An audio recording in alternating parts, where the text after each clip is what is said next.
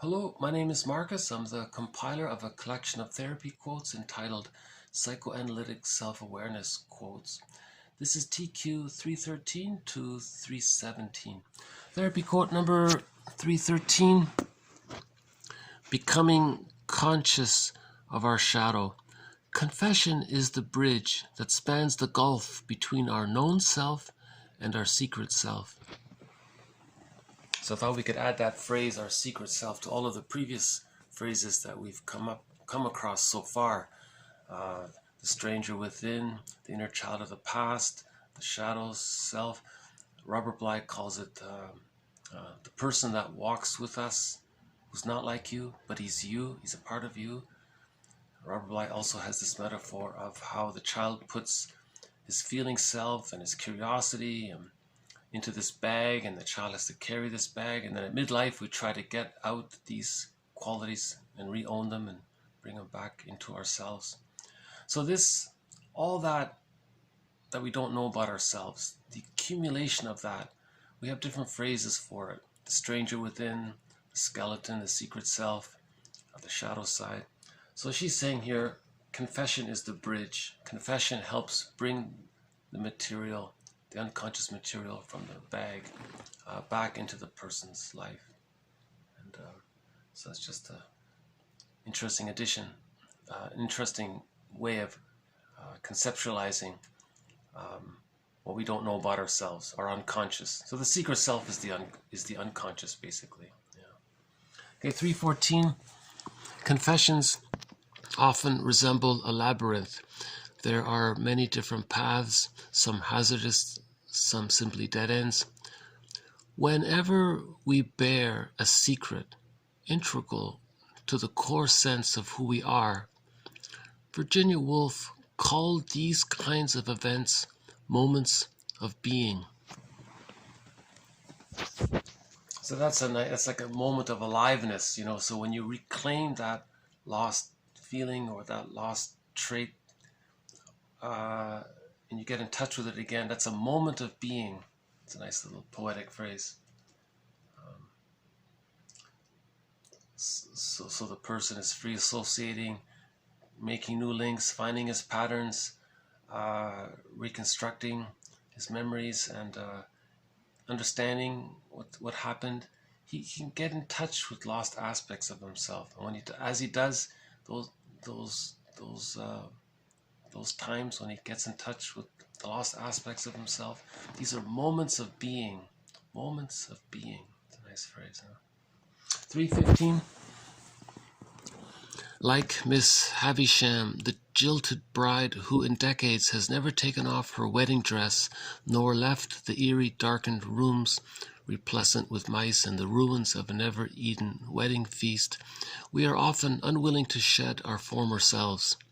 We drape them around our shoulders, and they become both security blanket and albatross. I think that's basically complicated grief. She couldn't mourn the loss.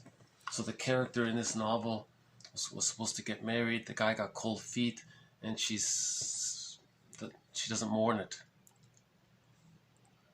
So she develops complicated grief. That complicated grief gone awry, nostalgia, pathological nostalgia, melancholia. That's a kind of security blanket to deal with the anxiety of the loss, but it also keeps her weighed down. That's the albatross. Right? And symptoms have this function as well. Whatever symptoms may come out of the complicated grief, that can serve in a similar way. Right? We had that quote in a previous video from Merriam Woodman about the guy who was overly bonded with his mother, and then when she was no longer around, he couldn't deal with the loss. He couldn't mourn the loss. And then he gained all these pounds, and Woodman told him, you're carrying your mother around with you as a transitional object, like the weight, right? That was the security blanket. It dealt with the anxiety, the separation anxiety, so that was useful. But at the same time, it's kind of keeping him stuck there somehow. Or it's a transitional object. Maybe it's it's helping him to make the transition. Right? At the same time, there's the risk of it becoming like a weight. It stays like that. So he has to be careful there. Anyway, so there's that general idea of how symptoms have this, can do both. They can help you deal with the anxiety, but at the same time, they can limit a person, right? 3:16. Are confessions redemptive? Redeem, to get back or recover, as by paying a price. In confessions, we frequently recover or rediscover a part of ourselves that had been lost or disavowed. Confession itself is the price we have to pay. So that's a good question. Are confessions redemptive? She's saying to redeem means to get back, recover. All that's in the bag, we get it back. The price we have to pay is confession, to talk about it. 3:17. The need to confess in order to move from isolation to intimacy. The need to contact the dark recesses of our souls in order to find redemption. This is a spiritual hunger. So I thought that was an interesting phrase, to call the need to do grief work, the need to mourn, a spiritual hunger. It's a spiritual hunger. It's a cry of the soul to talk about it, because we're trying to heal from the trauma. It's a hunger. It's a spiritual hunger to heal. Yeah. So confession is the pathway, free association, talking about it, and so on. Okay, I'll just do a quick zip through. Becoming conscious of our shadow. Confession is the bridge that spans the gulf between our known self and our secret self. Confessions often resemble a labyrinth. There are many different paths, some hazardous, some simply dead ends.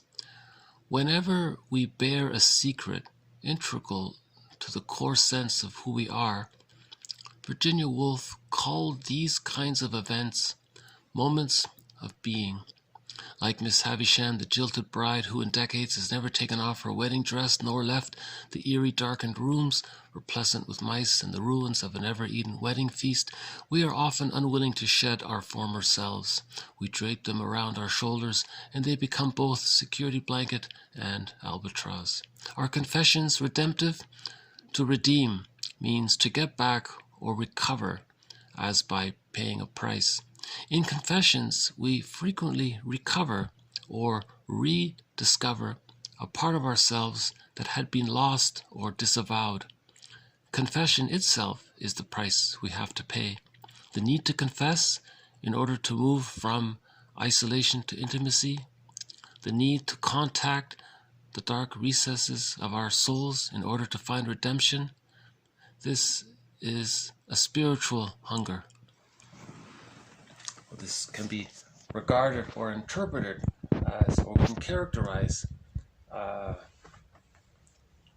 integrating back into ourselves what we've disowned in childhood, back into ourselves as a spiritual hunger, a need to do it, right? There's a book by called The Cry of Myth. It addresses this by a guy named Rollo May. That's a good book. He talks about this spiritual hunger as well. Okay, I guess I'll just leave it here. So this has been a little bit more on grief work, complicated grief, and the need to find words for what happened, to update the narrative, to heal our memories, take responsibility for our unconscious history, and the idea that there is a stranger within, or a secret self, the inner child of the past, right? And it's who, it doesn't look like us really, because it's a stranger to us. We don't know him, but it's a part of us. The idea is to bring the aspects of that stranger back into ourselves, to reintegrate. Unhappiness is a malady of the personal synthesis. So we synthesize, we bring back in what we've disowned, parts of ourselves that we never even knew we had. We discover or find or rediscover. Each time we do so, it's a moment of being, so we know we're on the right track. It feels right to find ourselves, to find our home, to get back into ourselves. And so this author's called it a confession. We can also call it free association or just talking, making I statements.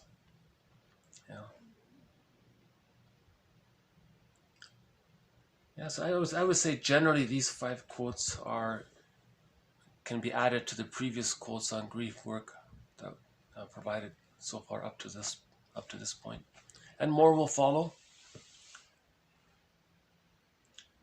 Okay, so thank you very much. This has been TQ 313 to 317.